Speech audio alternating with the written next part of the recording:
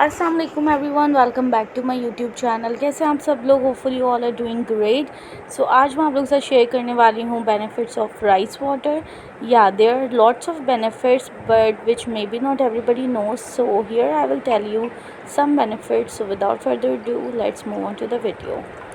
Rice water improves skin tone, it brightens up your skin, it reduces dark spots, it soothes inflammation, it has anti-aging properties and a very effective remedy for sunburn, and it also helps in hair care for healthy, strong and tiny hairs. So rinse with rice water. All you have to do is to store rice water. You have to wash 3-4 times rice very properly. All you have to do is store rice water in a spray bottle and put it into the refrigerator.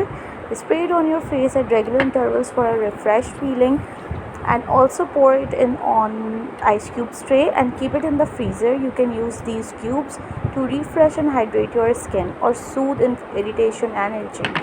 So hopefully it helps you a lot. Thank you for watching. Hope you guys liked this video. If you did, please do not forget to hit the like button and subscribe to my YouTube channel, and do click that bell icon as well so you guys cannot miss out my future videos.